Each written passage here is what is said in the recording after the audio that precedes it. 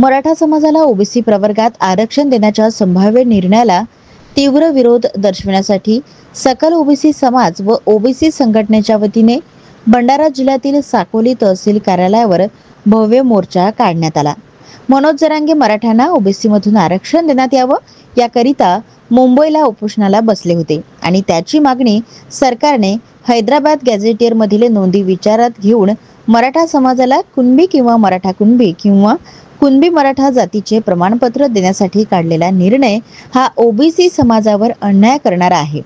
तर तो शासन निर्णय त्वरित रद्द करण्यात यावा व मराठा समाजाला आरक्षण देण्याबाबत कोणताही निर्णय घेतल्यास त्याचा थेट परिणाम ओबीसी समाजावर होत असून याचा तीव्र परिणाम या सरकारला भोगावा लागतील असा इशारा ओबीसी समाजाने दिला आहे।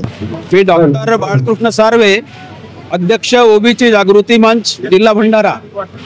हा मोर्चा यासाठी आयोजित केलेला आहे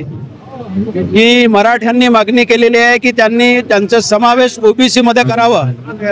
परंतु ओबीसीला आधीच त्यांच्या जनसंख्येप्रमाणे आरक्षण मिळत नाही। ओबीसीची संख्या ही 52% पेक्षा जास्त असताना त्यांना केवळ 27% आणि महाराष्ट्रात 19% आरक्षण मिळत आहे आणि त्यामुळे मराठ्यांना ओबीसीत समावेश करू नये याकरता हे आंदोलन आम्ही या ठिकाणी आयोजित केलेलं आहे आणि असे आंदोलन संपूर्ण महाराष्ट्रभर प्रखरपणे सुरू आहे।